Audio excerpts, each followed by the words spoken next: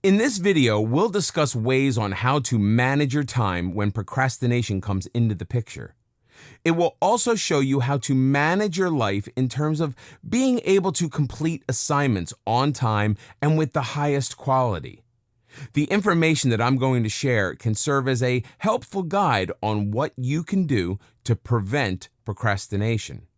As you continue watching the video, it would be helpful to write down the tips and highlights which most apply to you. Before we begin, think about what kind of worker you are.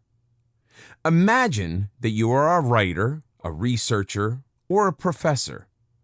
These professions will have various timelines for assignments and different levels of intensity as to how to complete them.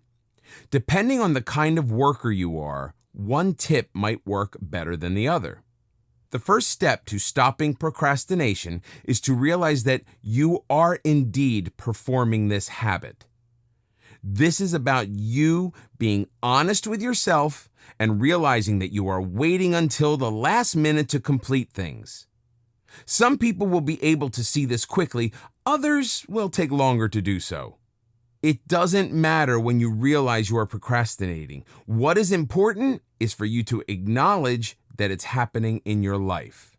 Now let's talk about the 6 signs of a procrastinator. The first sign that will prove that you are procrastinating is when you choose to work on low priority tasks instead of higher level assignments. The second sign is when you realize that you are spending the majority of the day reading emails several times over without ever starting work. This is where you have one email in front of your face and you read it 5 times over without ever starting the task that was stated in the email. The third sign is where you take on a high priority task and then go off to enjoy a cup of coffee. The fourth sign is when you leave an important item undone on your daily task list. You know that it is something that you must do, but still you never get to it. The next sign is when you realize that you are normally doing tasks that are not necessary throughout the day. This shows that you always decide to fill your time with things that are not important to your employer. You always think that your own relaxation is the main thing. The last sign that will make you realize that you might be procrastinating is when you always wait for the right time or the right feeling to do an assignment.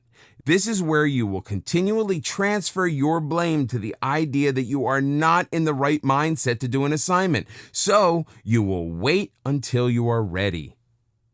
Sometimes people use this as an excuse not to do any work and push it back to the last minute. This is not about you feeling tired and therefore waiting to feel more awake to complete any assignments.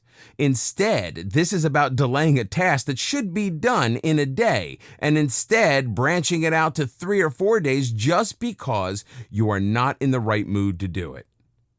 The next step to stopping procrastination is to understand why you are doing it in the first place. This part of the process is dependent on you and the task at hand. It is important to know that there are different elements in any situation, and sometimes one is more relevant than the other. A reason why a person could be procrastinating is because of how he feels towards the job he has. If a person finds his job unpleasant, he will do everything he can to avoid going to work. Either that or while at work, he will simply not do anything because he's tired of being there. Jobs will always have many unpleasant aspects to them, and the best way of dealing with these aspects is simply to focus on a more enjoyable thing that is happening within that day. Switching your focus to more enjoyable thoughts or moments in life will help to relax the mind, therefore helping you to concentrate more on the job itself. This way, you will be able to get things done quickly and stop thinking about your unpleasant job. Another way to determine why you might be procrastinating is to realize that you could simply be disorganized. This is not to say that you are a messy person. This is more about how you work, how you prioritize things during the day, and how you schedule items to stay on track. It is all about how people only accomplish a part of a large assignment instead of getting 3 things done in one day, blaming the idea that it's a large assignment. People who are organized in their work or set a definite schedule get to avoid procrastination because they can break down the amount of work that they need to do in a specific period. They also understand that there is a possibility that their daily task list might increase. People might think that success is about completing every single assignment no matter how much needs to be done. It is not necessarily about completing everything in front of you. Sometimes it's simply about being able to push back on a couple of things to get the primary task done. It's also about looking at the whole situation and realizing that the more important things should be done first. In these kind of situations, perfectionists are usually the procrastinators. They will spend time looking over every detail of the assignment to ensure they meet the standards that their manager has laid out. The time spent double-checking and making sure that everything is working is actually wasted time. It could have been better spent working on another assignment.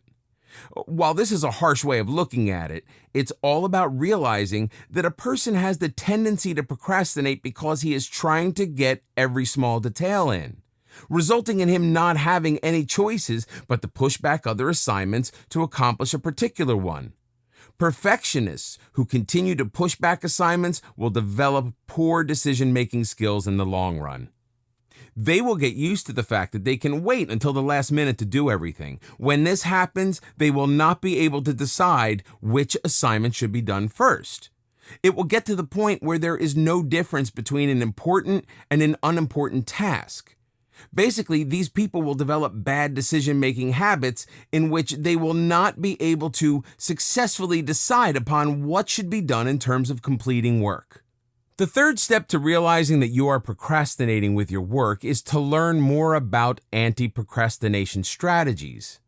Later in this video, strategies on how to stop procrastination will be discussed.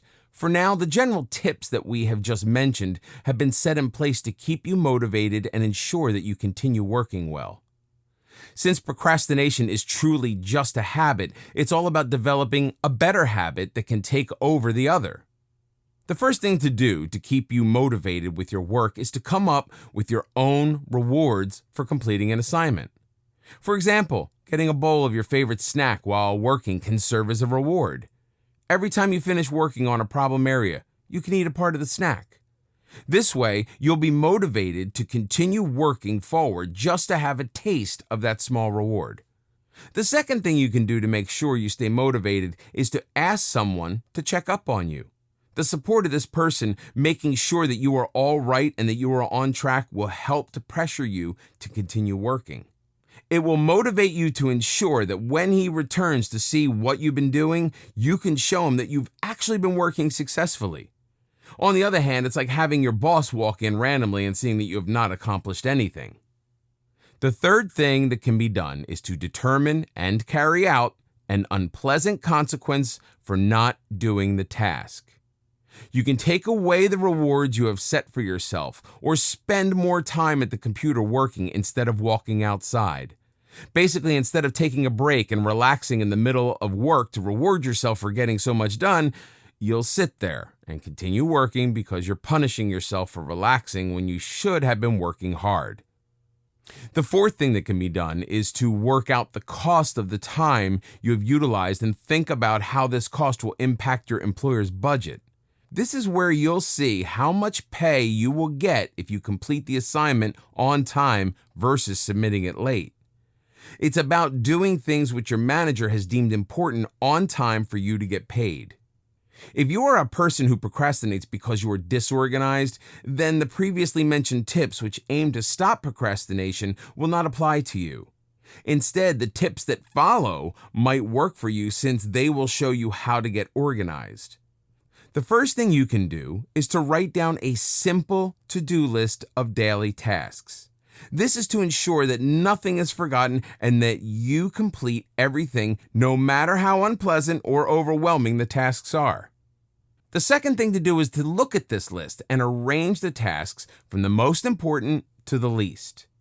Doing the things that are most important first will produce the best outcome for the day.